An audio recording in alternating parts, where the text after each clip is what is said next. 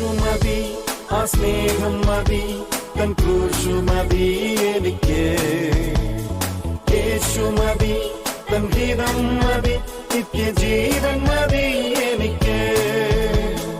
യേശു മതി, ആ സ്നേഹം മതി, തൻ ക്രൂശു മതി എനിക്ക്. യേശു മതി. 7, 8, 9 നമ്മൾ ദൈവത്തിന് വേണ്ടി എന്ത് ചെയ്താലും സ്വമേധ അർപ്പണം, ദുഃഖത്തോടുകൂടിയല്ല, വിഷമത്തോടുകൂടിയല്ല, എങ്ങനെയാണ് സന്തോഷത്തോടുകൂടി ചെയ്യുവാൻ ദൈവം സഹായിക്കട്ടെ എന്ന് നമ്മൾ വ്യക്തമായിട്ട് നമ്മൾ വായിച്ചു. എൻ്റെ 10-ാമത്തെ അധ്യായം 1-ാമത്തെ വാക്യം വായിച്ചാൽ,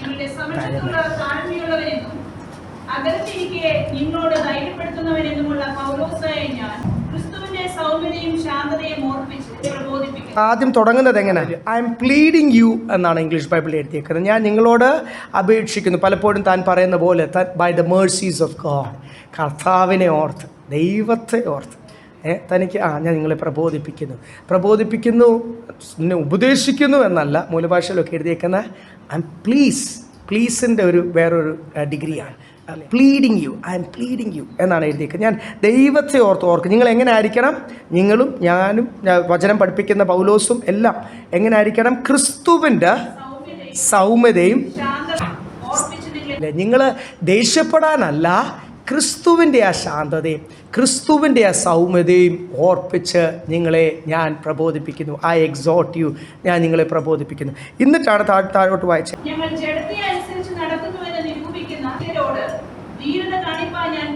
ഇവിടെ എല്ലാം ഈ ചിലരുണ്ട് വചനം പറയുമ്പോൾ അത് വേറെ രീതിയിൽ എടുക്കുന്നത്. ഒരാൾ ആത്മീയ ബലത്തിലായിരിക്കുമ്പോൾ, ഇനി ഞാനാണെങ്കിലും നിങ്ങളാണെങ്കിലും നല്ല ആത്മീയ ബലത്തിലായിരിക്കുമ്പോൾ ഏതു വിഷയം ദൈവത്തിൻ്റെ പരിശുദ്ധാത്മാവ് ശക്തമായിട്ട് എടുത്താലും നമ്മളത് നാളത്തേക്ക് മാറ്റി വെക്കത്തില്ല. തത്സമയം നമ്മൾ എന്ത് ചെയ്യും? തീരുമാനം എടുക്കും. ദൈവഭയത്തോടുകൂടി പരിശുദ്ധാത്മാവ് എന്നോട് ഇടപെട്ടു എന്നെനിക്ക് മനസ്സിലായി, ബോധ്യമുണ്ട്. അത് കർത്താവ് ഇറങ്ങി വന്ന് ശരീരത്തിൽ ഇറങ്ങി വന്നല്ലല്ലോ 2000 വർഷം മുമ്പ്. ഇനി കർത്താവ് അങ്ങനെ ഇറങ്ങി വരത്തില്ല. കർത്താവ് തൻ്റെ ദാസന്മാരിൽ കൂടാണ് പരിശുദ്ധാത്മാവിൽ ഇടപെടുന്നത്. പ്രവചനത്തിൽ കൂടായിരിക്കും, വചനത്തിൽ കൂടായിരിക്കും. അത് ദൈവം നേരിട്ട് വചനം വായിക്കുമ്പോഴും പ്രാർത്ഥനയിലും ഒക്കെ നമ്മളോട് ഇടപെടും. അപ്പം ദൈവശബ്ദം കേട്ടു എന്നൊരു ഉറപ്പ് എനിക്ക് വരുമ്പോൾ, ഒരു നിശ്ചയം വരുമ്പോൾ എന്ത് ചെയ്യും? ഞാൻ ധീരത കാണിക്കാൻ ഞാൻ ഭാവിക്കുന്നു. ചിലരെന്തുവാ പറയുന്നത്? പൗലോസ് വളരെ കർശനമായിട്ടെന്നല്ല, ഒരു ചട്ടമ്പി സ്റ്റൈലിലോ ഒരു ജഡത്തിൽ പോരാടുന്ന രീതിയിൽ ഞങ്ങളെ അങ്ങോട്ട് കറക്റ്റ് ചെയ്യുന്നത് ഇച്ചിരി ടഫാണ്. ഒരു ഒടക്കിൻ്റെ ആത്മാവാണ് എന്ന് വെച്ചാൽ ആ ഒരു രീതിയിൽ എല്ലാ ഏരിയയിലും കയറി പിടിക്കുക.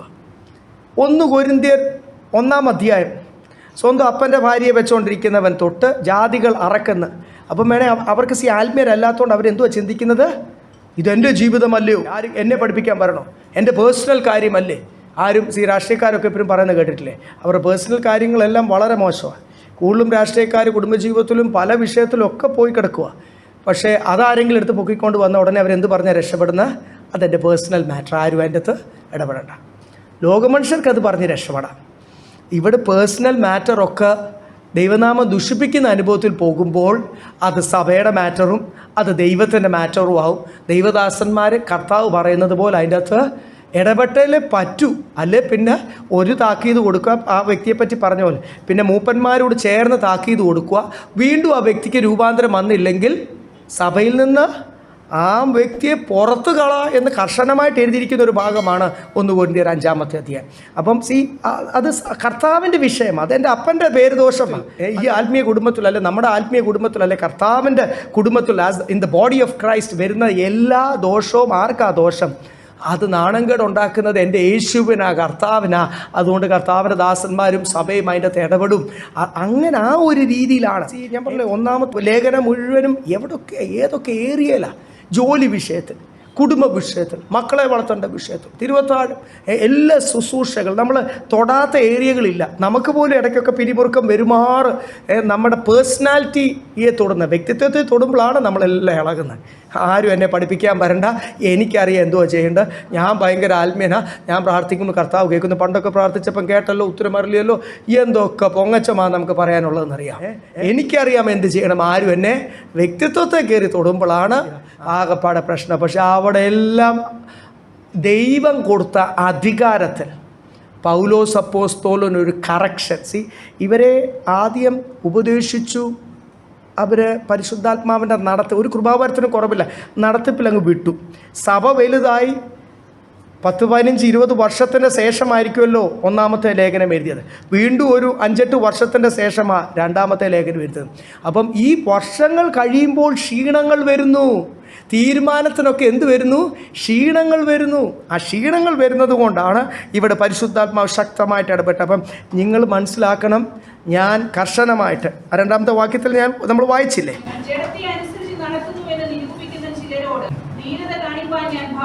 ധീരത കാണിക്കുവാൻ ഞാൻ ഭാവിക്കുന്നു. പക്ഷെ ഒരു ലോകമനുഷ്യൻ ധീരത കാണിക്കുന്ന പോലെ അല്ല. ലോകമനുഷ്യൻ ധീരത കാണിക്കുന്ന എന്തിനാ? ഉടക്കാൻ. ഞാൻ നിന്നോട് പയറ്റി ഞാൻ ജയിക്കും. ആ ധീരതയല്ല. ഇവിടെ ആരും ജയിക്കുന്നൊന്നുമില്ല. ജയിക്കുന്നത് ആരാ? ഇവിടെ പാപം തോക്കുമ്പോൾ ജയിക്കുന്നത് കർത്താവിൻ്റെ നാമമാണ്.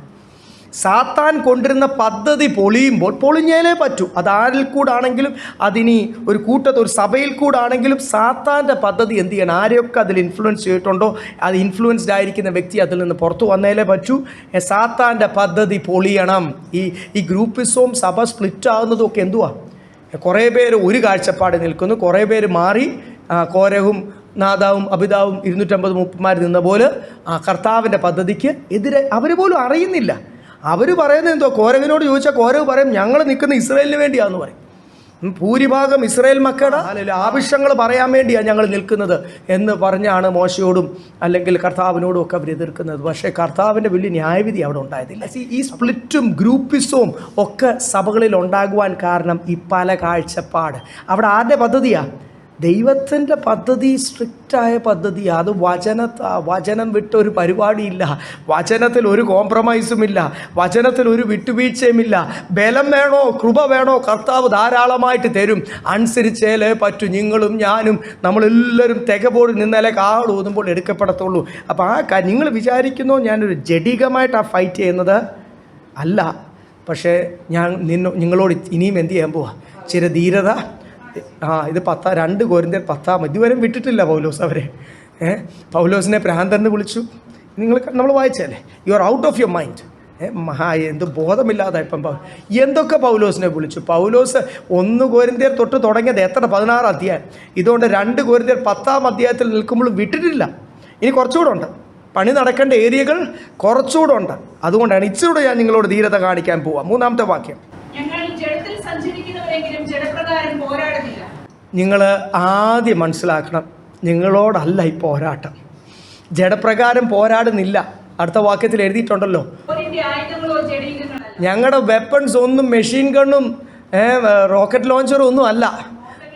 അടിക്കുകയും ഇടിക്കുകയും നിങ്ങൾക്ക് ശാരീരിക ക്ഷീണം വരുത്തുന്ന പദ്ധതി ഒന്നും അല്ല. നിങ്ങളുടെ നാണം കെടുത്തുന്ന പദ്ധതി, നിങ്ങളുടെ പേഴ്സണാലിറ്റിക്ക് ഒരു വേദന വരുത്താനൊന്നും അല്ല. നിങ്ങളെ കൊച്ചാക്കാനല്ല. ഇതൊന്നും നിങ്ങളെ അഫക്റ്റ് ചെയ്യേണ്ട കാര്യമേ ഇല്ല. ഇത് നിങ്ങളെ ക്ഷീണിപ്പിക്കുന്ന ഒരു സാത്താനുണ്ട് നിങ്ങളുടെ അകത്ത്. ആ സാത്താനോടാണ് ഞങ്ങളുടെ പോരാട്ടം. അടുത്ത വാക്യം വായിച്ച, ഞങ്ങളുടെ പോരിൻ്റെ ആയുധങ്ങൾ ഇനി ശ്രദ്ധിച്ചോണം.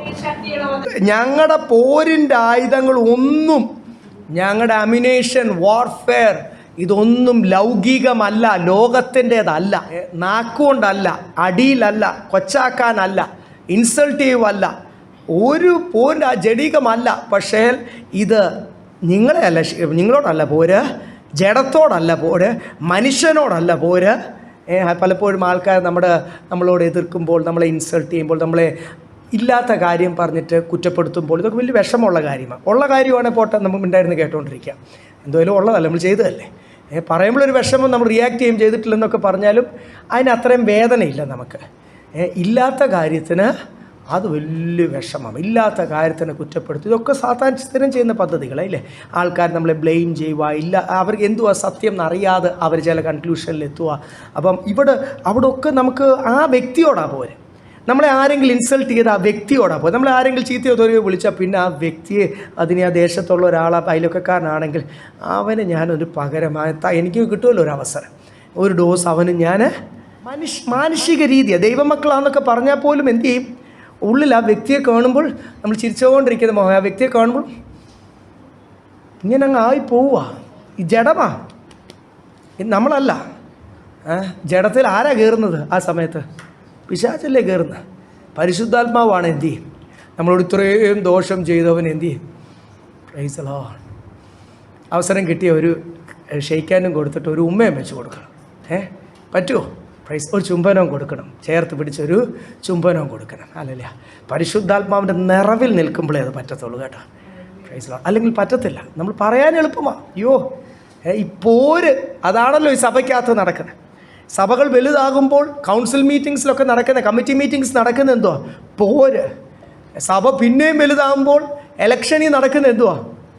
പുതിയ വിശ്വാസികൾക്ക് അറിയത്തില്ലെങ്കിൽ വേണ്ട, ഞാനത് വിട്ടു, അങ്ങോട്ടൊന്നും പോകണ്ട. ഞങ്ങളുടെ അങ്ങോട്ട് തിരുവല്ല, ചെങ്ങന്നൂർ അല്ലെങ്കിൽ കുമ്പനാട് ആ ഏരിയയിലോട്ടൊന്നും പോകണ്ട. അവിടെ നടക്കുന്ന കാര്യങ്ങൾ, ഗുണ്ടായിസവും ഇലക്ഷനും ഞാൻ പറയുന്നില്ല അതിനെപ്പറ്റി. അയ്യോ അതൊക്കെ ഇപ്പം പല ചാനലുകൾ എടുത്ത് പറഞ്ഞ് ജാതികൾ നമ്മളോട് ഇങ്ങോട്ട് പറയും.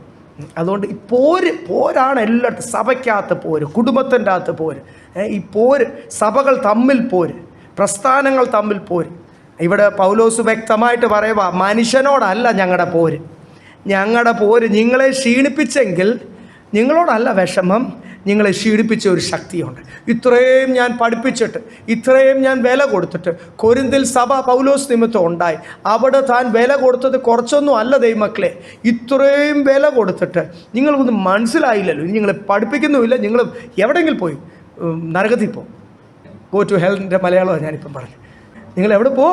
നരകത്തിൽ പോ, എവിടെയെങ്കിലും പോ എന്നൊക്കെ നമ്മൾ ചിന്തിച്ച്, ദൈവദാസന്മാർ പോലും അങ്ങനെ തോന്നിച്ചു. എത്ര പഠിപ്പിച്ചിട്ട് നോ. പൗലോസ് പറഞ്ഞ നിങ്ങളെ ക്ഷീണിപ്പിക്കുന്ന ഒരു ശക്തിയുണ്ട്. നിങ്ങളെ മന്ദമാക്കുന്ന ഒരു ശക്തി. എത്ര വചനം കേട്ടാലും കല്ല് പോലും നിങ്ങളുടെ ഹൃദയമാക്കുന്ന, ദൈവഭയമില്ലാതെ ദൈവം എത്ര അടിച്ച്, ചിലരുടെയൊക്കെ ജീവിതം ഞാൻ പലപ്പോഴും ഓർക്കുന്നുണ്ട്. ഇനി എവിടാണ് അടിക്കാനുള്ളത്? ഇനി എങ്ങനെയാണ് കർത്താവ് അടിച്ചടിച്ച് ഇടപാട് തീർത്തിട്ടേക്കോ? ഇനി എവിടാണ് കർത്താവ് അടിക്കാനുള്ളത്? ഞാൻ പലപ്പോഴും പലരെ ഓർത്ത് പ്രാർത്ഥിക്കുന്നു, ഞാൻ ഓർത്തിട്ടുണ്ട്. അങ്ങനെ വരെ നമുക്ക് മാനുഷികമായിട്ട് തോന്നിപ്പോവും. ഇനി എവിടാണ് അടിക്കാനുള്ളത്? അത്രയും അടി ദൈവത്തിൻ്റെ ഇത് കൊണ്ടിട്ടുണ്ട്. എന്നാലെങ്കിലും ഒന്ന് മനസ്സിലാക്കാത്ത എന്നാന്നൊക്കെ ചില സമയത്ത് വിഷമത്തോടെ കർത്താവിനോട് പ്രാർത്ഥിച്ചിട്ടുണ്ടെന്നുള്ള സത്യമാണ്. പക്ഷേ പൗലോസ് അപ്പോസ്തലനും എല്ലാ ദൈവദാസന്മാരും നമ്മൾ ഓരോരുത്തരും ഓർക്കേണ്ടതാണ്. നമുക്ക് ആ വ്യക്തിയോടല്ല പോര്, ആ വ്യക്തിയെ എത്ര ദൈവത്തിൻ്റെ പരിശുദ്ധാത്മാവ് ഇടപെട്ടിട്ടും, ഏതൊക്കെ രീതിയിൽ ഇടപെട്ടിട്ടും മനസ്സിലാകാത്ത രീതിയിൽ മന്ദമാക്കുന്ന, മരവിച്ച രീതിയിലാക്കുന്ന, ഒരു റിയാക്ഷൻ ഇല്ലാത്ത, അതൊന്നും എനിക്കൊരു വിഷയമേ അല്ല എന്നുള്ള രീതിയിലാക്കുന്ന ഒരു ദുഷ്ടശക്തിയുണ്ട്. ആ ശക്തിയോടാണ് ഞങ്ങളുടെ പോര്. ഞങ്ങളുടെ അമ്യുനേഷൻ മെഷീൻ ഗണ്ണും തോക്കും വടിയും വടിവാളും ഒന്നും അല്ല, പരിശുദ്ധാത്മാവിലാണ് ഞങ്ങൾ പോരിടുന്നത്. ദേശശക്തിയോടും പാരമ്പര്യ ശക്തിയോടുമാണ് ഞങ്ങളുടെ പോര്. ഞങ്ങളുടെ ആയുധത്തിന് എത്രത്തോളം ശക്തിയുണ്ട്? കോട്ടകളെ ഇടിക്കുവാൻ തക്കതായ ശക്തിയുണ്ട്. കോട്ടയൊന്നും അങ്ങനെ പൊളിയത്തില്ല. ഈ സ്റ്റേഡിയം അതിൽ ഡബിൾ കെട്ടിന് പണിത 27 വർഷമായി. ഇതൊന്നും അങ്ങനെ പൊളിയത്തില്ല. അവിടെ ഒരു മരമുള്ളതുകൊണ്ടാണ് അവിടെ വീണ് പൊളിഞ്ഞത്, ആ മൂല പൊളിഞ്ഞത്. അല്ല, അതിൻ്റെ ചുറ്റിനും ഉണ്ടല്ലോ. ജസ്റ്റ് ഡബിൾ കെട്ടാണ്. ഇത് എത്ര നാളാണ് ആൾക്കാർ ഇതിനെ ചാടുന്നു, വീഴുന്നു, എന്തൊക്കെ ചെയ്യുന്നു. അതൊന്നും പൊളിയത്തില്ല.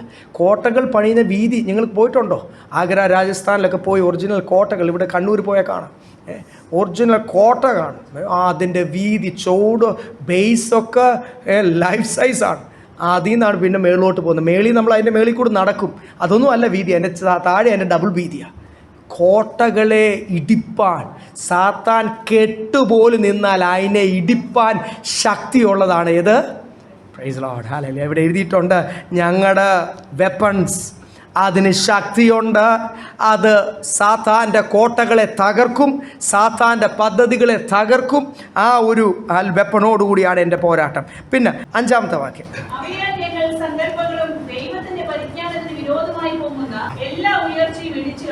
ഇടിച്ച് കളഞ്ഞു.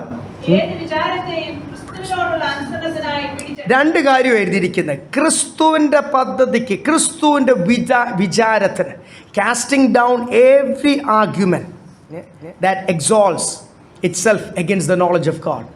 ദൈവത്തിൻ്റെ ജ്ഞാനത്തിൻ്റെ, ദൈവത്തിൻ്റെ പരിജ്ഞാനത്തിൻ്റെ, ദൈവത്തിൻ്റെ ആലോചനയ്ക്ക്, ദൈവത്തിൻ്റെ വചനത്തിന്, ദൈവത്തിൻ്റെ പദ്ധതിക്ക് വിരോധമായി ഉയരുന്ന എല്ലാ പ്ലാനുകളും, അതിന് എൻ്റെ പ്ലാനാണേലും, എൻ്റെ കുടുംബം എന്നോടൊരു ആലോചന പറഞ്ഞാലും, അതിന് എൻ്റെ കൂട്ടുകാരെന്നോടൊരു ആലോചന പറഞ്ഞാലും, ബുദ്ധിയുള്ള ലോകത്തിലെ ചില ആൾക്കാർ, ഇനി ആരുമായിക്കോട്ടെ, കൗൺസിലേഴ്സ് ആയിക്കോട്ടെ, വക്കീൽമാരായിക്കോട്ടെ, രാഷ്ട്രീയക്കാരായിക്കോട്ടെ, ലോകത്തിലെ ജ്ഞാനികളായിക്കോട്ടെ, അവർ ചില ആലോചനകൾ പറഞ്ഞാലും ദൈവത്തിൻ്റെ പദ്ധതിക്ക് വിരോധമായി അതിൻ്റെ എതിരെ നിൽക്കുന്ന എല്ലാ ആർഗ്യുമെൻറ്റ്സും പറയുമ്പോൾ നിങ്ങൾക്ക് മനസ്സിലായല്ലോ, എല്ലാ വിചാരങ്ങളും, എല്ലാ ചിന്തകളും, എല്ലാ പദ്ധതികളും അതിനെ പിടിച്ച് എല്ലാ ഉയർച്ചയും what ever that stands high അല്ലെങ്കിൽ എക്സോൾട്ട്സ് ഇറ്റ്സെൽഫ്, ദൈവത്തിൻ്റെ പദ്ധതിക്കും ജ്ഞാനത്തിനും ആലോചനയ്ക്കും വിരോധമായി ഉയരുന്ന എല്ലാ പദ്ധതികളും, അതിന് ഏത് സ്റ്റേറ്റ്മെൻ്റ് ആണെങ്കിലും, ദൈവഭയമില്ലാതെ ആരെങ്കിലും പറഞ്ഞതായിക്കോട്ടെ, പിശാചിൻ്റെ പണി ആയിക്കോട്ടെ, പിശാചിൻ്റെ പദ്ധതി ആയിക്കോട്ടെ, വിളച്ചിലുണ്ടല്ലോ, പിശാചിൻ്റെ ക്രിക്കറ്റ്നെസ് ആണല്ലോ, പിശാചിന് നേരിട്ടത് മുമ്പിൽ നിന്നല്ലല്ലോ പദ്ധതികൾ ചെയ്യുന്നത്. പിശാച് ആ ഉണിയുടെ ടി വിയിലെ പരസ്യം പോലെ 2 കൊമ്പും വാലും ഒക്കെ ആയിട്ട് അവൻ ഇങ്ങനെ ഊടാടി സഞ്ചരിക്കുമല്ലേ. അവൻ ഫേസ് ടു ഫേസ് അല്ലല്ലോ യുദ്ധം, പതുക്കെയാണ് നമ്മുടെ ഹൃദയത്തിൽ കയറും. നമ്മളെ സ്നേഹിക്കുന്നവരിൽ കൂടെ ഒക്കെ കയറും. നമ്മൾ വളരെ അടുത്ത അവരോടൊരു മാനുഷിക ആലോചനകൾ, നോ മാനുഷിക ആലോചന, ദൈവത്തിൻ്റെ ആലോചന. ഏത് മാനുഷിക ആലോചനയും ദൈവത്തിൻ്റെ ആലോചനയ്ക്ക് വിരോധമായി വന്നാൽ അതിനെ പിടിച്ചു കെട്ടുവാനും അതിനെ അടക്കുവാനും ഉള്ള ശക്തി, അതിനെ പിടിച്ചടക്കി പിന്നെ നമ്മളെ തന്നെ സബ്മിറ്റ് ചെയ്യുന്നത് എന്താ? To the obedience of Christ. ക്രിസ്തുവിനോടുള്ള അനുസരണമല്ല. ഞാൻ രക്ഷിക്കപ്പെട്ടപ്പോൾ, നമ്മൾ ഓരോരുത്തരും രക്ഷിക്കപ്പെട്ടപ്പോൾ എടുത്ത തീരുമാനം എന്തുവാ? ഇന്ന് തൊട്ട് എൻ്റെ യജമാനൻ ആരാ? Who is my master? എൻ്റെ ലോർഡ്, എൻ്റെ സേവിയർ, എൻ്റെ മാസ്റ്റർ, രക്ഷിതാവ്, കർത്താവ്, യജമാനൻ, എൻ്റെ എല്ലാം. ആ യേശു കർത്താവ് പറഞ്ഞാൽ ഞാനത് അനുസരിക്കും. അതിനി ഗവൺമെൻറ് പറഞ്ഞാൽ, അതിനി ആൾക്കാർ പറഞ്ഞാൽ, ഗവൺമെൻറ് പറഞ്ഞാൽ എന്ന് പറഞ്ഞാൽ വലിയ വിഷമമായിരിക്കും. അങ്ങനത്തെ രാജ്യങ്ങളുണ്ട്. അങ്ങനത്തെ രാജ്യങ്ങൾ ആരാധന നടത്തി ശുശ്രൂഷ നടത്തിയിട്ടാണ് ഇവിടെ വന്നിരിക്കുന്നത്. ഗവൺമെൻറ്റുകൾ എപ്പോഴും എതിരായി നിൽക്കത്തുള്ളൂ. വടക്കിന്ത്യയിൽ മുഴുവൻ ഇപ്പോൾ എതിരാണ്. മറ്റുള്ള ഗൾഫ് രാജ്യങ്ങൾ പോലെ അഫ്ഗാനിസ്ഥാൻ, പാകിസ്ഥാൻ, അവിടെയൊക്കെ ദൈവദാസന്മാർ ശക്തമായിട്ടാണ് അവിടുത്തെ നിയമത്തിൻ്റെ എതിരായിട്ട് സുവിശേഷ പ്രവർത്തനം നടത്തുന്നത്. ഇവിടെ ഇന്ത്യയിൽ 9 സംസ്ഥാനമാണ് സുവിശേഷം ഘോഷിക്കാൻ പാടില്ലെന്ന് ബാൻ ചെയ്തിരിക്കുന്നു. 9 സംസ്ഥാനമാണ് ഇന്ത്യയിൽ. അവിടെയൊക്കെ ശക്തമായി നിൽക്കുന്ന ദൈവദാസന്മാരുണ്ട്. അതുകൊണ്ട് ഏത് നിയമ ഭേദഗതി അതിനെതിരെ വന്നാലും അതിനെ എല്ലാം പിടിച്ചടക്കി എവ്രി തോട്ട്, എല്ലാ ചിന്ത, ഇടയ്ക്കിടയ്ക്ക് ചിന്ത കയറി വരും. അതുകൊണ്ടാണ് എവ്രി തോട്ട് എന്ന് എഴുതിയേക്കുന്നത്. ഇടയ്ക്കിടയ്ക്ക് മാനുഷികമായിട്ടുള്ള ചിന്ത കയറി വരും. ആത്മീയ ബലത്തിൽ ഇപ്പം നമ്മളെല്ലാം ദൈവസന്നിധിയിലായിരിക്കുന്നതുകൊണ്ട് നിങ്ങളൊക്കെ ആ മേൻ പറയാൻ റെഡിയായിട്ടിരിക്കുക. ഞാൻ ഇടയ്ക്കിടയ്ക്ക് ചോദിക്കുന്നില്ല ഒന്ന് കൈ ഉയർത്താൻ എന്നുള്ളൊരു കുഴപ്പം മാത്രമേ ഉള്ളൂ. ഞാൻ നോക്കിയപ്പോൾ നിങ്ങളെല്ലാം ഇങ്ങനെ ഫുൾ പവറിൽ നിൽക്കുക. ഇതാണോ സ്ഥിതി? ഇത് ഇവിടുന്ന് അങ്ങോട്ട് ഇറങ്ങുന്ന ഉടനെ തൊട്ടുള്ള കുടുംബജീവിതമായിട്ട് ബന്ധപ്പെടുമ്പോൾ ആര് പറയുന്ന ഏത് ആലോചന കേട്ടാലും അതിനാമേനും പറഞ്ഞ് ഓക്കെയും പറഞ്ഞ് അന്ന് അങ്ങനെ ആട്ടെന്ന് പറഞ്ഞ് ബുദ്ധിയിലുള്ള ആലോചനകൾ അത് കൊള്ളാമല്ലോ എന്ന് പറഞ്ഞ് നമ്മുടെ ചിന്തകളെല്ലാം ബുദ്ധിയിൽ തീരുമാനങ്ങൾ എടുക്കുമ്പോൾ അവിടെ എല്ലാം പരാജയവും അതിൽ കൂടെ ഒക്കെ സാത്താന് പ്രവർത്തിക്കുവാൻ നമ്മളായിട്ട് വേദികൾ ഉണ്ടാക്കി കൊടുക്കുക. അതുകൊണ്ടാണ് എവ്രി തോട്ട് മാനുഷികമായിട്ട് എൻ്റെ മനസ്സിൽ, നിങ്ങളുടെ മനസ്സിൽ വരുന്ന ഓരോ ആത്മീയ ക്ഷീണത്തിലാണ് സാത്താൻ കൊണ്ട് വിത്തുകളെ വിതയ്ക്കുന്നില്ലേ? ഉറങ്ങുമ്പോൾ കൊണ്ട് അതുകൊണ്ടാണ് ഇടയ്ക്ക് മയങ്ങിപ്പോയപ്പോൾ ഞാനൊന്ന് ഓർപ്പിച്ചത്. ഉറങ്ങുമ്പോഴാണ് സാത്താൻ കൊണ്ടുവന്നിട്ട് കള വിതയ്ക്കും. അതുകൊണ്ട് അങ്ങനെ കള വിതയ്ക്കുന്ന കളകളൊക്കെ അവിടെ കിടന്നിട്ട് അങ്ങ് വളരും. അത് കുറച്ച് കഴിയുമ്പോൾ മഴയും മഞ്ഞും ഒക്കെ കിട്ടുമ്പോൾ വളരാനൊരു ഉടനെ വളരത്തില്ല. അതിനൊരു സാഹചര്യം കിട്ടുമ്പോൾ അത് അവിടെ കിടന്ന് അവിടെ കള വിതയ്ക്കാനേ അനുവദിച്ചു. Every thought. എന്നിട്ട് ക്രിസ്തുവിനോടുള്ള അപ്പോൾ ഈ അനുസരണത്തിലാണ് നമ്മളത് പിടിച്ചടക്കുന്നത്. ഒരു അനുസരണക്കേടിൻ്റെ ആത്മാവുണ്ട് അല്ലേ? Spirit of disobedience. അതാണ്. അപ്പം നമുക്ക് പോരെന്തുവാ? സാത്താനോടും എന്നെ ഓരോ പ്രാവശ്യം നമ്മളങ്ങ് പൂർണ്ണ അനുസരണമുള്ളവരാണോ? കൈപൊക്കിക്കെന്നൊക്കെ പറഞ്ഞാൽ വേണം എല്ലാവരും കാണാനൊക്കെ കൈപൊക്കും. അല്ല, ഇവിടെ ഇരിക്കുന്നവരാരും ഞാൻ ഉൾപ്പെടെ നമ്മളൊക്കെ മനുഷ്യരല്ലേ. എപ്പോഴും പൂർണ്ണ അനുസരണത്തിലൊന്നും അല്ല നമ്മളായിരിക്കുന്നത്. എപ്പോഴും ആത്മാവിനാൽ മാത്രം നടത്തപ്പെട്ടൊന്നും അല്ല നമ്മളായിരിക്കുന്നത്. അങ്ങനെ ആകുവാനാണ് കർത്താവ് ആഗ്രഹിക്കുന്നത്. അതിനാണ് എല്ലാ ദിവസവും കൂട്ടായ്മകളൊക്കെ ഉണ്ടെങ്കിൽ നമ്മൾ കുറേയൊക്കെ ഞായറാഴ്ച ദിവസമെങ്കിൽ കുറേയൊക്കെ ബലത്തിൽ നമ്മളായിരിക്കുന്നുണ്ട് അല്ലേ? ഇവിടെ എഴുതി. അപ്പോൾ നമുക്ക് എന്ത് വേണം? ഈ പാപത്ത് എന്നെ ക്ഷീണിപ്പിക്കുന്ന, എന്നെ ഈ അനുസരണക്കേടിലാക്കുന്ന ഒരൊറ്റ അനുസരണക്കേടില്ലായിരുന്നെങ്കിൽ, ആദാമും ഹൗവയും ആ ഡിസൊബീഡിയൻസ്, ആ ഒരൊറ്റ അനുസരണക്കേടില്ലായിരുന്നെങ്കിൽ ഞാനും നിങ്ങളും ഇന്ന് തേജസ്സിൻ്റെ ശരീരം പ്രാപിച്ച് ഏദൻ തോട്ടത്തിൽ ആരാധന കൂടേണ്ടവരല്ലായിരുന്നു. നമ്മൾ കർത്താവിനോട് ചേർന്ന് ആരായിരുന്നു ആരാധന നയിക്കുന്നത്? ഇതൊന്നും ഭാവനയിൽ കാണുന്ന പോലും ഇല്ല. നിങ്ങളൊക്കെ ബുർജ് ഇപ്പം ബുർജൊന്നും അല്ലല്ലോ അല്ലേ? ഇപ്പം ഹല്ലേലൂയ വെസ്റ്റേൺ രാജ്യങ്ങളാണല്ലോ സ്വപ്നം കാണുന്നത്. സ്തോത്രം. പണ്ടായിരുന്നു ഗൾഫൊക്കെ. എന്തെങ്കിലും ഉയരങ്ങൾ, ലോകത്തിലെ ഉയരങ്ങളൊക്കെയാണോ സ്വപ്നം കാണുന്നത്? ഇതൊക്കെ നിങ്ങളൊന്ന് ഭാവനയിലെങ്കിലും ഒന്ന് ചിന്തിച്ചിട്ടുണ്ടോ? ഇപ്പം യെശയ്യാവ് കണ്ണടയ്ക്കുമ്പോൾ കാണുന്നത് എന്തുവാ? കർത്താവിന് ഉയർന്നും പൊങ്ങിയിരിക്കുന്ന സിംഹാസനം. പഴയ നിയമ ഭക്തനാണ്. അതിനേക്കാളൊക്കെ എത്ര ഇരട്ടിയാണ് എൻ്റെ ഉള്ളിലും നിങ്ങളുടെ ഉള്ളിലും പകർന്നിരിക്കുന്ന ഹോളി സ്പിരിറ്റിൻ്റെ വോളിയം. അതിനൊരു യൂണിറ്റ് വെച്ച് നിങ്ങൾ അളന്നോ? വോളിയം. അതിനി ലിറ്ററിനോ എന്തോ വേണമല്ലോ, അതിനൊരു യൂണിറ്റ് വെച്ച് നിങ്ങൾ അളന്നോ? സ്തോത്രം. പരിശുദ്ധാത്മാവിൻ്റെ അളവ് പഴയ നിയമ ഭക്തരേക്കാൾ എത്ര അധികം വന്നും പോയി നിൽക്കുന്ന ഒരു ആത്മാവല്ല, എപ്പോഴും വസിക്കുന്നവൻ. അപ്പം തീർച്ചയായിട്ടും സ്വർഗീയ അനുഭവങ്ങൾ ദർശനം കാണണം എന്നേ. അത് കാണാൻ പറ്റിയില്ലെങ്കിൽ കണ്ണിനെല്ലാം തിമിരമാണ്. ആത്മീയ കണ്ണിന് എന്തുവാ? തിമിരം ബാധിച്ചിരിക്കുക. അത് ലോകസ്നേഹം തന്നെയാണ് അതിന് കാരണം. ലോകത്തിൻ്റെ വിഷയങ്ങൾ, ലോകത്തിൻ്റെ ഭാരങ്ങളൊക്കെ വന്നാണ് നമ്മളെ ഞെരുക്കിക്കളയുന്നതെന്ന് ഇവിടെ എഴുതിയിരിക്കുന്നത്. അതുകൊണ്ട് പാപത്തോട് പോരാടണം എന്നാണ് എഴുതിയിരിക്കുന്നത്. പ്രാണത്യാഗത്തോളം അവസാനം വരെ. നമ്മുടെ പോരാട്ടം എന്തിനോടാണ് ദൈവമക്കളെ? ക്ഷീണിപ്പിക്കുന്ന ദ്രവ്യാഗ്രഹമാണ് സകലവിധ ദോഷത്തിനും. ഞാൻ പറയാൻ കാരണം, അനേക ദൈവദാസന്മാർ, അനേക പ്രസ്ഥാനങ്ങൾ, അനേക സഭകൾ, അവർ നയിക്കുന്ന വിശ്വാസികളും ഈ ദൈവമക്കളല്ല പെട്ടെന്ന് ഈ ലോകത്തിലേക്ക് ഇറങ്ങിപ്പോകുന്നത്. ഇതിനു വേണ്ടി കള്ളപ്രവചനവും ദുരുപദേശങ്ങളും പ്രസംഗിച്ച് ലോകത്തിൽ നിങ്ങളെ വലുതാക്കും എന്ന് പറഞ്ഞ് പ്രസംഗിച്ച് കണ്ണിന് ബൈബിൾ പറഞ്ഞ പോലെ ചെവിക്കിമ്പുള്ള കർണരസന്മാരുള്ളത് പ്രസംഗിച്ച്, അത് പരിശുദ്ധാത്മാവിലല്ലോ, ദുരാത്മാവിൽ. അവരെ നായ്ക്കളെ സൂക്ഷിച്ചുകൊള്ളുവീൻ, ആകാത്ത വേലക്കാരെ സൂക്ഷിച്ചുകൊള്ളുവീൻ എന്നൊക്കെ പൗലോസ് വളരെ ശക്തമായ ഭാഷയിൽ പരിശുദ്ധാത്മാവിൽ എഴുതിയിട്ടുണ്ട്. പൗലോസിന് ടീം സപ്പോർട്ടൊന്നും വേണ്ട, പരിശുദ്ധാത്മാവ് വിട്ടു പോകാതിരുന്നാൽ മതി, കർത്താവ് കൂടെ നിന്നാൽ മതി. കർത്താവ് പറയുന്ന നിങ്ങളുടെ മാറ്റത്തിന് വേണ്ടി ഒട്ടും മറച്ചു വെക്കാതെ ഞാനങ്ങ് പറയും എഴുതിയിരിക്കുന്നത്. അപ്പം ഈ ആൾക്കാരുടെ കാഴ്ചപ്പാട് മാറ്റിയിരിക്കുന്ന തീർച്ചയായിട്ടും ക്ഷീണിച്ചു പോയി, പരിശുദ്ധാത്മാവ് വിട്ടുപോയി. ഒരു കാലത്ത് അഭിഷക്തരായിരുന്നു. ശൗലിനെ പോലായി എപ്പോൾ ബിലിയാമിനെ പോലായപ്പോൾ ബിലിയാം അഭിഷക്തനല്ലായിരുന്നു, ശക്തമായൊരു പ്രവാചകനല്ലായിരുന്നു. അവസാനം താൻ ചെയ്ത ശുശ്രൂഷയൊക്കെ ആർക്ക് വേണ്ടിയാണ് ചെയ്തത്? എന്തുവാ താൻ പറഞ്ഞ പ്രവചനം? കർത്താവ് പറയാൻ പറഞ്ഞതിൻ്റെ നേരെ വിരോധമായിട്ട്.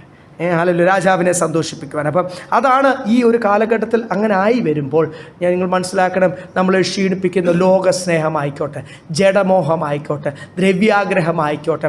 ദൈവം ഒരു കാര്യം പറഞ്ഞാൽ അയ്യോ ഞാൻ ഇപ്പം ആയിട്ടില്ല കർത്താവ്, ഇച്ചൂടെ കഴിഞ്ഞായിക്കോളാം, ഈ മാറ്റി വെക്കുന്ന ദൈവം പറയുന്നത് അപ്പോഴാണ്. നിങ്ങൾ എന്തിനാണ് ഈ നോക്കുന്നത്? മുമ്പും പിൻപും നോക്കാതെ കണ്ണടച്ചൊരു കുഞ്ഞ് അനുസരിക്കുന്ന പോലെ എന്ത് ചെയ്യണം? ആരനുസരിക്കുന്നോ അവരനുഗ്രഹം പ്രാപിക്കും, അവർ അഭിഷേകം പ്രാപിക്കും, അവർ കൃപാവരങ്ങൾ പ്രാപിക്കും, അവർ ശുശ്രൂഷ പ്രാപിക്കും. നമ്മൾ നോക്കുമ്പോൾ ചില പുതിയ വിശ്വാസികളൊക്കെ പെട്ടെന്ന് കൃപാവരങ്ങൾ പ്രാപിച്ച് ശുശ്രൂഷ ചെയ്യുന്ന കാണാം. നമ്മൾ കുശുമ്പും കൊണ്ട് അസൂയം കൊണ്ടിരിക്കും, ഇല്ലേ? ഇത്രയും വർഷമായി. കാരണം എന്നാണെന്നറിയാം? ഇത്രയേ ഉള്ളൂ. കർത്താവ് പറയുന്ന അതുപോലെ അനുസരിച്ച് കർത്താവിൽ വിശ്വസിച്ച് ആശ്രയിച്ച് മുൻപോട്ട് പോകുവാൻ ഒരു മനസ്സാദ്യം തരട്ടെ. ബുദ്ധിയിൽ ചിന്തിക്കാതെ എന്തെങ്കിലും ഒരു ചിന്ത ക്രിസ്തുവിനോടുള്ള അനുസരണത്തിന് വിരോധമായി ഉയർന്നാൽ ആരതിനെ പിടിക്കണം? എനിക്ക് വന്ന് നിങ്ങളുടെ എല്ലാം ചിന്തകളെ പിടിക്കാൻ പറ്റുമോ ദൈവമക്കളെ? പറ്റുമോ? നിങ്ങൾക്കേ പറ്റത്തുള്ളൂ. ക്രിസ്തുവിൻ്റെ അനുസരണത്തിന് വിരോധമായി ഉയരുന്ന എല്ലാം അതിനുള്ള ശക്തിയാണ്, അതിനുള്ള വെപ്പണാണ് പരിശുദ്ധാത്മാവിൽ കർത്താവ് നമുക്ക് തന്നിരിക്കുന്നത്. അതിനെ പിടിച്ചടക്കി ക്രിസ്തുവിനോടുള്ള അനുസരണത്തിൽ നമ്മുടെ ഈ ജഡത്തെ എന്ത് ചെയ്യണം? ഇതൊരു ഡെയിലി പ്രോസസ്സാണ്. ഇതൊരു ആത്മശക്തിയോടുകൂടി ഇതിനൊരു സന്തോഷമുണ്ട് ദൈവമക്കളെ. കർത്താവ് പറയുന്നത് പോലെ നമ്മൾ ആകുമ്പോൾ അതിലൊരു വലിയ സന്തോഷമുണ്ട്. ഹൗവ ഓടിയ പോലെ ഓടേണ്ട ആവശ്യമില്ല, മരത്തിൻ്റെ പുറയിൽ പോയി തേജസ് നഷ്ടപ്പെട്ടു പോയി ഇരിക്കേണ്ട ആവശ്യമില്ല. ആദാം ഓടിയ പോലെ ഭാര്യയുടെ വാക്കും കേട്ട് അല്ലെങ്കിൽ ഓടിയ പോലെ പോയി ഓടേണ്ട ആവശ്യമില്ല. രണ്ടുപേരോട് ചേർന്ന അനുസരണക്കേട് കാണിച്ച രണ്ടുപേരും ഓടി ഇപ്പം മറിഞ്ഞ് കർത്താവിൻ്റെ സന്ധിയിൽ പ്രാഗൽഭ്യത്തോടുകൂടി നിൽക്കാം. അല്ലല്ലോ, അതുകൊണ്ട് ഓരോ മാറ്റവും കർത്താവിങ്കിലേക്ക് അടുപ്പിക്കുന്ന മാറ്റം, ശുദ്ധീകരണത്തിനായിട്ടുള്ള മാറ്റം. യെശയ്യാ പ്രവചന പുസ്തകത്തിലൊക്കെ എഴുതിയിരിക്കുന്നത് എന്നെ പ്രതികാരത്തിൻ്റെ വസ്ത്രം ധരിപ്പിച്ചു എന്ന് എഴുതിയിരിക്കുന്നത്. പുതിയ നിയമത്തിൽ എഫേസ്യ ലേഖനത്തിൽ എഴുതിയിരിക്കുന്ന ഓരോ വസ്ത്രവും ശിരസ്ത്രവും ഒക്കെ സർവായുധ കവചത്തിനകത്ത് ഇവിടെ മിസ്സായിപ്പോയ രണ്ടാണ് അവിടെ എഴുതിയിട്ടുണ്ട്. യഹോവയായ ദൈവം പറയുന്നു, അല്ലെങ്കിൽ പരിശുദ്ധാത്മാവിൽ ദൈവദാസൻ പറയുന്നു, എന്നെ ആരോടുള്ള പ്രതികാരമാണ്? സാത്താനോടുള്ള അനുസരണം. എന്നെ ക്ഷീണിപ്പിക്കുന്ന സാത്താനോടൊരു പ്രതികാരം വേണമെന്നില്ല. എൻ്റെ സഹോദരങ്ങളെ ക്ഷീണിപ്പിച്ച നമ്മുടെ കൂടെ ഒക്കെ ആരാധിച്ചുകൊണ്ടിരുന്നവർ എത്ര പേര് നമ്മുടെ കൂടെ ഇല്ല? നമ്മുടെ കൂടെ വിശ്വാസിൽ വന്നവർ, അല്ലെങ്കിൽ ഞാൻ ഓർക്കുന്നു എൻ്റെ കൂടെ ഒക്കെ കർത്താവിൻ്റെ വേല ആരംഭിച്ചവർ പകുതി കൂടുതൽ കർത്താവിൻ്റെ വേലയിൽ ഇന്നില്ല. സോഫിയൊക്കെ പഠിച്ച ബൈബിൾ കോളേജിലൊക്കെ എല്ലാവരും ഫേസ്ബുക്കിൽ കണക്റ്റഡ്, ആരും കർത്താവിൻ്റെ വേലയിലില്ല. കുറച്ച് വിരലെണ്ണാൻ പറ്റുന്ന 3,000-5,000 പേരൊക്കെ ഒരു സമയത്ത് ക്യാമ്പസും ഓഫ് ക്യാമ്പസുമായിട്ട് പഠിച്ചുകൊണ്ടിരുന്ന ഒരു വലിയൊരു ബൈബിൾ കോളേജാണ്. എല്ലാവരും BTH ഒക്കെ എടുത്തു, അല്ല അത് കഴിഞ്ഞിട്ടും ഒക്കെ എടുത്തു. ആരും എവിടെ ഇല്ല? സ്വത്തം നമ്മുടെ കൂടെ വിശ്വാസത്തിൽ ഇറങ്ങിയ ഒരു വിശ്വാസത്തിലില്ല. കർത്താവിൻ്റെ വേല ആരംഭിച്ചവർ കർത്താവിൻ്റെ വേലയിലില്ല. നമ്മുടെ കൂടെ ഒക്കെ ആരാധിച്ചുകൊണ്ടിരുന്നവർ, ഞാൻ പലപ്പോഴും ഓർക്കും, കഴിഞ്ഞ നാളുകളൊക്കെ ഇവിടെ നമ്മുടെ കൂടെ ആരാധിച്ചുകൊണ്ടിരുന്നവർ എല്ലാവരും കൂടി ചേർന്നൊന്ന് വന്നായിരുന്നേ 400 പേര് കണ്ടായിരുന്നു ഈ കഴിഞ്ഞ 10 വർഷത്തിൻ്റെ അകത്ത്. പലരും ഇന്ന് കൃപയിലില്ല, പലരും ക്ഷീണിച്ചു പോയി, പലരും കാഴ്ചപ്പാട് മാറിപ്പോയി. കൃപയെ നിർത്തിയിരിക്കുന്നതിനാൽ സ്തോത്രം നല്ലാതെ നമുക്ക് മറ്റൊന്നും പറയാനില്ല. നമ്മളെ തന്നെ മെയിൻറ്റെയിൻ ചെയ്യേണ്ട സ്റ്റിയറിംഗ് ചെയ്യുന്ന പോലെ തന്നെ എൻ്റെ ജീവിതത്തിൽ ക്രിസ്തുവിനോടുള്ള അനുസരണത്തിന് വിരോധമായി ഉയർന്ന അതിന് ഞാൻ സ്നേഹിക്കുന്നതോട് ആരുടെ ആലോചനയാണ്? നോ. Praise Lord. ഈ കഴിഞ്ഞ ദിവസം ഇന്ന് വൈകിട്ടൊരു കുന്നംകുളത്ത് നടക്കുന്ന ഒരു മാമോദീസ, വലിയ സ്നേഹത്തിന് അപ്പനും മോനും ഒക്കെ വന്ന് ഞങ്ങളുടെ വീട്ടിൽ ആദ്യമായിട്ടാണ് ഞങ്ങളുടെ വീട്ടിൽ വരുന്നത്. ഒത്തിരി മറ്റുള്ള റിലേറ്റീവ്സ് എല്ലാം വന്നിട്ടുണ്ട്. അവർക്കൊക്കെ അറിയാം, നേരത്തെ ആണ്ടിനും മാമോദീസയ്ക്കൊക്കെ വിളിച്ച് ഞങ്ങൾ ഇതുപോലെ ക്ലാസ്സൊക്കെ എടുത്ത് വിട്ടിട്ടുണ്ട്. ഇവർ വന്ന് വളരെ സ്നേഹത്തിന് ഇങ്ങനെ കൈകൂപ്പിയൊക്കെ, ഈ പാസ്റ്ററാണല്ലോ ഒരു അച്ഛൻ എന്നുള്ള രീതിയിൽ ഓർത്തഡോക്സാണ്, അപ്പോൾ അവർ കൈകൂപ്പിയൊക്കെ അപ്പനും മോനും ഒക്കെ അങ്ങനെയൊക്കെ വിളിച്ചിട്ടാണ് പോയത്. വലിയ സ്നേഹത്തിന് ഇങ്ങനെയൊക്കെ നിൽക്കുന്നുണ്ട്. കുഞ്ഞെന്തോ അവരെ ഇങ്ങനെ അച്ഛന്മാരുടെ ഉള്ള ബഹുമാനം പോലെ അങ്ങനെ അവർ ചിന്തിച്ചതായിരിക്കും. എല്ലാം വീട്ടിൽ വന്ന് വിളിച്ച്, അത് രാവിലെ വന്ന് വിളിച്ച് പോയതാണ്. ഞാൻ ഇന്നലെ വൈകിട്ട് വചനമൊക്കെ പറഞ്ഞു കഴിഞ്ഞ് പുള്ളിക്കാർ ആ മോനൊരു ഓഡിയോ മെസ്സേജ് നീളത്തിന് ഇട്ടു.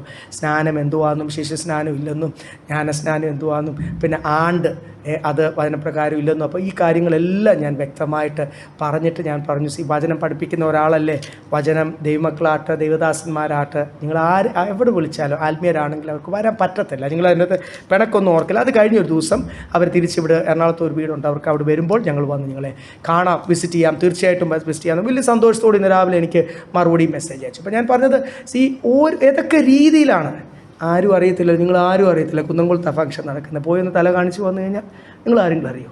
ഇല്ല. നമ്മൾ സാധാരണ ഓരോ പദ്ധതികളെ ക്രിസ്തുവിൻ്റെ അനുസരണത്തിന് വിരോധമായി ഉയർന്ന എത്ര സ്നേഹത്തോടുകൂടി ഇനി ഹല്ലേലൂയ കാല് തൊട്ട് വന്നിച്ചാലും നമുക്ക് സ്തോത്രം പറഞ്ഞ് സ്നേഹത്തോടുകൂടി തിരിച്ച് പറഞ്ഞ് മനസ്സിലാക്കാനല്ലാതെ വേറെ ഞാനൊരു എക്സാമ്പിൾ പറഞ്ഞതേ ഉള്ളൂ. ഇതൊക്കെ ചെറിയ കാര്യങ്ങൾ. ഇതുപോലൊക്കെ ഏത് വിഷയമാണെങ്കിലും every thought that hell exalts itself ക്രിസ്തുവിൻ്റെ അനുസരണത്തിന് മീതെ. യെസ്, അടുത്ത വാക്യം. നിങ്ങളുടെ അനുസരണം തികഞ്ഞു വരുമ്പോൾ എല്ലാ അനുസരണക്കേടിനും പ്രതികാരം ചെയ്യുവാൻ ഒരുങ്ങിയിരിക്കുന്നു. നിങ്ങൾ പുറമേ ഉള്ളതാ നോക്കുന്നേ, ഇല്ലേ? എപ്പോഴും നിങ്ങൾ പുറമേ ഉള്ളത് നോക്കിയിട്ടാണ് ചിലർ പറയുന്നത്. പൗലോസ് വളരെ ജഡികമായിട്ട് ഇടപെടുന്നു. പൗലോസ് വേറൊരു ഭാഗത്ത് പറഞ്ഞില്ലേ, ക്രിസ്തു നിങ്ങളിൽ ഉരുവാകുന്നിടത്തോളം until Christ be formed in you. നിങ്ങളിൽ ഓരോരുത്തരും ആരെപ്പോലാകണം? ക്രിസ്തു നിങ്ങളിൽ ഉരുവാകുന്നിടത്തോളം, നിങ്ങൾ ക്രിസ്തുവിൻ്റെ അതേ ഇമേജായി തീരുന്നിടത്തോളം I will keep on working. സ്ട്രിക്റ്റായി പറയേണ്ടടുത്ത് സ്ട്രിക്റ്റായി പറയും, മക്കളെന്ന് വിളിക്കേണ്ടടുത്ത് പൗലോസ് മക്കളെന്ന് വിളിക്കുന്നുണ്ട്. അതൊക്കെ നമ്മൾ കാണും. യേശു കർത്താവ് പോലും പിശാച് പത്രോസിനോട് പറഞ്ഞു, എന്തുവാ? പിശാചെ ഇറങ്ങിപ്പോനാ പറഞ്ഞു, അല്ലല്ലേ എന്നെ വിട്ട് പോകുവിൻ. വലിയ നല്ലൊരു ആലോചനയല്ലേ പറഞ്ഞ് നമുക്കിവിടെ വെയിലൊക്കെ ഉള്ളാതെ അവിടെ 3 കുടിലൊക്കെ കെട്ടി നമുക്കിവിടെ നല്ല ദൈവസാന്നിധ്യമാണ്. നമുക്ക് പെട്ടെന്ന് പോകണ്ടേ, ദൈവസാന്നിധ്യം നഷ്ടപ്പെടണ്ട. കുറച്ച് ദിവസം നമുക്ക് എപ്പോഴൊക്കെ അത് കഴിഞ്ഞിട്ടുമൊക്കെ എപ്പോഴൊക്കെ ഇതുപോലെ മാനസിക ആലോചനകൾ, ശരീരത്തിൻ്റെ സുഖം, കുറച്ച് ദിവസം ഇവിടെ ശുശ്രൂഷകൾ ചെയ്യാൻ കിടക്കുക. കർത്താവ് ഓരോ ദിവസവും എണ്ണിയാണ് ശുശ്രൂഷ ചെയ്യുന്നത്. 3.5 വർഷമേ ഉള്ളൂ. അപ്പോഴാണ് ദൈവത്തിൻ്റെ പദ്ധതി, ദൈവത്തിൻ്റെ ആലോചന. രാത്രി മുഴുവനും പിതാവ് ദൈവത്തോട് സംസാരിച്ച് ശുശ്രൂഷ ചെയ്യുമ്പോൾ അതിന് വിരോധമായിട്ട് പറഞ്ഞതിനാണ് പറഞ്ഞത്, പിശാച് എന്നെ വിട്ട്. മാനുഷികമായിട്ട് നമ്മൾ കേൾക്കുമ്പോൾ പത്രോസ് പറഞ്ഞതിന് എന്തെങ്കിലും തെറ്റോ?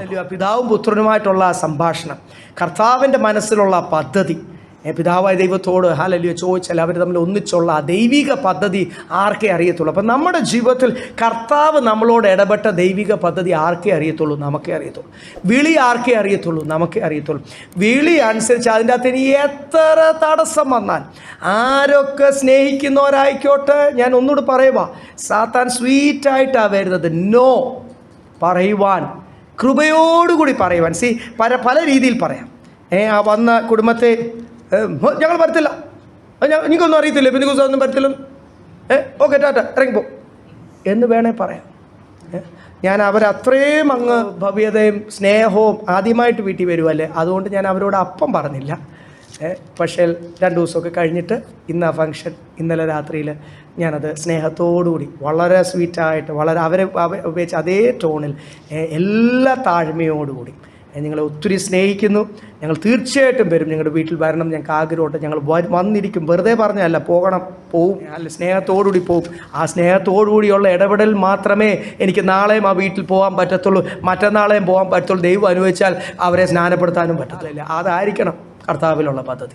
അല്ലെങ്കിൽ ഓരോ ഭവനങ്ങളെ, ഓരോ കുടുംബങ്ങളെ കർത്താവിൽ ഫോക്കസ് ചെയ്താണ് നമ്മൾ സ്നേഹത്തോടുകൂടി ഇടപെടുന്നത്. കർത്താവിന് വേണ്ടി താഴോട്ട് വരുമ്പോൾ അതിൻ്റെ അവസാനത്തെ വാക്യം കൂടി വായിച്ചിട്ട് അടുത്ത ആഴ്ച നമുക്ക് കൂടുതൽ അതിനെ പറ്റി നിങ്ങളെ ഇടിച്ചു കളവാനല്ല പണിമാനത്തിലെ കർത്താവ് ഞങ്ങൾക്ക് തന്ന അധികാരത്തെക്കുറിച്ച് ഒന്ന് അധികം പ്രശംസിച്ചാലും ഞാൻ ലജ്ജിച്ചു പോകുകയില്ല. നിങ്ങളെ ഇടിച്ചു കളയുവാനല്ല പണിയുവാൻ. അതുകൊണ്ട് പിണങ്ങല്ലേ എന്ന് പറഞ്ഞുകൊണ്ടാണ് ഈ 2 കൊരിന്ത്യർ അവസാനത്തെ അധ്യായത്തിലേക്ക് കടക്കും. നിങ്ങളെ ഇടിച്ചു കളയുവാനല്ല, നിങ്ങളെ കൊച്ചാക്കുവാനല്ല, ഇൻസൾട്ട് ചെയ്യുവാൻ. വേദനയാണ്, കറക്ഷൻ ഒരു വിഷമമാണ്.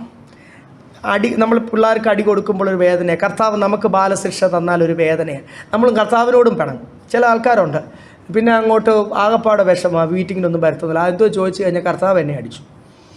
എന്തിനു കർത്താവ് അടിച്ചു? ഞാനൊരു ചെറിയൊരു തെറ്റ് ചെയ്തു, കർത്താവ് ഇങ്ങനെയൊക്കെ എൻ്റെ ജീവിതത്തിൽ ചെയ്തു, അത് കർത്താവിനോടങ്ങ് പിണങ്ങി. ഇതൊന്നും നമ്മൾ കൊച്ചു പിള്ളേരുടെ പരിപാടിയാണ്. ഇതൊക്കെ ആര് കാണിക്കുന്ന പരിപാടിയാണ്? ആ സാറ പോലും ആ പ്രായം കഴിഞ്ഞെന്ന് തോന്നുന്നു. 1 വയസ്സുള്ളവരൊക്കെ കാണിക്കുന്ന പരിപാടി, 1-2 വയസ്സുള്ളവരാണ്. നമ്മളൊന്ന് ആത്മീയമായിട്ട് കൃപ പ്രാപിച്ചില്ലേ? കർത്താവ് അടിക്കുമ്പോൾ മനസ്സിലാകണം എന്തിനാ ബാലശിക്ഷ, നശിച്ചു പോകാതിരിക്കാനാ. വചനത്തിൽ കൂടി നമ്മളെ കറക്റ്റ് ചെയ്യുമ്പോൾ, അല്ലല്ല പ്രബോധനങ്ങൾ കൂടി നമ്മളെ കറക്റ്റ് ചെയ്യുമ്പോൾ, ചില വഴികളൊക്കെ കർത്താവ് നമ്മുടെ അടയ്ക്കുമ്പോൾ, അവിടെ എല്ലാം നമ്മുടെ കാഴ്ചപ്പാടും തീരുമാനവും എപ്പോഴും നമ്മൾ രക്ഷിക്കപ്പെട്ടപ്പോൾ ഇങ്ങനെയായിരുന്നു നമ്മുടെ തീരുമാനം. കർത്താവ് എന്തു പറഞ്ഞാലും ഞാൻ ബുദ്ധിയിലൊന്നും ഞാൻ ചിന്തിക്കത്തില്ലെന്നേ. നഷ്ടമൊന്നും രക്ഷിക്കപ്പെട്ടപ്പോൾ അങ്ങനെയല്ലേ, ലക്ഷക്കണക്കിനല്ല കോടിക്കണക്കിന് നഷ്ടം വന്നാലും എനിക്ക് കുഴപ്പമില്ല. അത് കഴിഞ്ഞു, രക്ഷിക്കപ്പെട്ട് സ്നാനപ്പെട്ടൊക്കെ കുറച്ച് കഴിഞ്ഞിട്ട് ആത്മീയ ക്ഷീണം വരുമ്പോഴാണ് അയ്യോ നഷ്ടമൊന്നും വന്നിട്ടുള്ള പരിപാടിയൊന്നും വേണ്ട. ഇനി ആരാധനാ ദിവസം ഇനി കമ്പനി വിളിച്ചാലും പോയാലേ പറ്റൂ. അല്ല വേറെ ഏതെങ്കിലും, എന്നോട് പലരും പറഞ്ഞ കാര്യമാണ് ഈ പറയുന്നത്, അല്ല വേറെ ഏതെങ്കിലും ഒരു നഷ്ടം, കഷ്ടം, സൊസൈറ്റി അല്ലെങ്കിൽ കമ്മ്യൂണിറ്റി, അസോസിയേഷൻ, റിലേറ്റീവ്സ്, ഫ്രണ്ട്സ്, പല കാര്യങ്ങൾ ഒന്നും അല്ലേ ശാരീരിക ക്ഷീണം. ശാരീരിക ക്ഷീണം ഉണ്ടല്ലോ, ഇത് സ്ഥിരം സാത്താൻ്റെ പദ്ധതിയാണ്. കഴിഞ്ഞ ദിവസം എന്നോട് ഒരാൾ വിളിച്ചു, അതിങ്ങനെ നോക്കിയിരിക്കും, തിങ്കൾ ചൊവ്വ ബുധൻ വ്യാഴം ഒന്നും കുഴപ്പമില്ല, വെള്ളി ആകുമ്പോൾ തുടങ്ങും ഞായറാഴ്ച ആരാധനയ്ക്ക് വിടാതിരിക്കാൻ ശാരീരിക ക്ഷീണം, മാനസിക ക്ഷീണം, പൊട്ടിക്കാവുന്ന ബോംബുകളെല്ലാം വീട്ടിൽ പൊട്ടിക്കും. അവസാനം ശനിയാഴ്ച വൈകിട്ട് നമ്മൾ തീരുമാനം എടുക്കും, നാളെ ആരാധനയ്ക്ക് ഞാൻ എന്തിനാ പോകുന്നില്ല. ഇങ്ങനെ വരുന്ന ചിന്തയാണ് നമ്മൾ ബൈബിളിൽ കണ്ടത്. കേട്ടുപോകാൻ എളുപ്പമായിരുന്നു, രസമായിരുന്നു. ഇനി നമുക്ക് പ്രാക്ടിക്കലാണ്, അതിനെ അങ്ങോട്ട് പിടിച്ചടക്കണം. എൻ്റെ ജീവിതത്തിൽ സാത്താൻ കൊണ്ട് സാത്താനോട് പറയണം, നോ, ഇത് നടക്കത്തില്ല മോനെ. വയ്യെങ്കിൽ ഞാൻ എന്ത് ചെയ്യുമെന്നറിയാം, ഇങ്ങനെ വലിഞ്ഞ് വലിഞ്ഞ് ആരാധനയ്ക്ക് ഞാൻ വരും, ദൈവം എനിക്ക് സൗഖ്യം തരും. ഓടിച്ചാടി ഞാൻ ആ മുടന്തന് സൗഖ്യം കിട്ടിയില്ല, അവൻ ജന്മനാൽ മുടന്തനായിരുന്നു. പിന്നാണോ നമ്മുടെ ക്ഷീണം? നമുക്കൊരു ചെറിയ ഞരമ്പിലോ മസിൽസിലോ ഒരു ചെറിയ ക്ഷീണമോ അല്ലേ നമ്മുടെ ക്ഷീണം. ആ മുടന്തൻ തുള്ളിച്ചാടി നമ്മളിവിടെ പാടുമല്ലോ, I will dance like David dance, ആ ലെയിം, ആ മുടന്തൻ സൗഖ്യമായ പാട്ടുകളൊക്കെ നമ്മൾ ഭയങ്കര ആക്ഷൻ സോങ് ആയിട്ടും തുള്ളിയും ചാടി ഓരോ സഭകളൊക്കെ കാണണം, വലത്തേക്കാലം ഇങ്ങോട്ട് കൊറിയോഗ്രാഫിയൊക്കെ കറക്റ്റായിട്ട് കാണിക്കും. തുള്ളിച്ചാടി ആൾക്കാർ പാടാൻ എളുപ്പം. നമ്മുടെ ക്ഷീണങ്ങളെല്ലാം കർത്താവിൻ്റെ സന്ധിയിൽ വെക്കുവാൻ, സാത്താൻ്റെ പദ്ധതികളെല്ലാം അവിടെ എല്ലാം ജയം തരുവാൻ ദൈവം നമ്മളെ സഹായിക്കട്ടെ. വളരെ ഫോക്കസ്ഡായി തീർന്നാലേ സാത്താൻ കൊണ്ടിരുന്ന പദ്ധതി മനസ്സിലാകത്തുള്ളൂ. ഡിസേൺ ചെയ്യുവാന്നാണ് ഏറ്റവും.